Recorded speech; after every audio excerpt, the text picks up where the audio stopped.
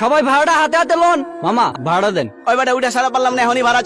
পলা যা বেটা, যা পলা, পলা যা। আরে আপনি গাইলেন কেন? আরে যা। আপা ভাড়া দেন। মামা আমার ভাড়াটা নাও কই তো। যাবেন?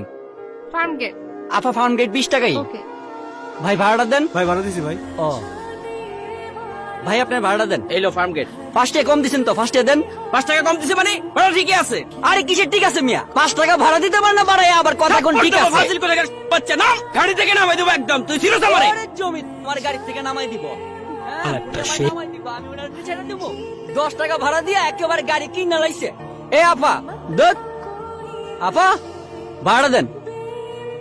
কই যাবেন? আরে বাবা যাইবেন কই? মুখে কইতে পারেন না? হাতে কি দেখাইতেছেন, বোবা নাকি? এই আস্তে।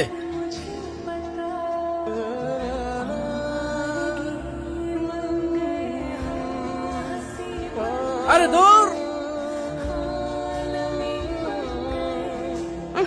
ভাব মারে। আরে বা 10 টাকা দিয়ে ভাব দেখছেন নি?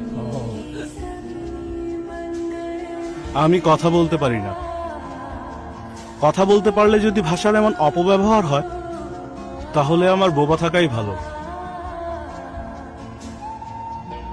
এভাবেই প্রতিনিয়ত মনের অজান্তে আমরা আমাদের মায়ের ভাষার অপব্যবহার করে যাচ্ছি। আসুন আজ থেকে শপথ করি,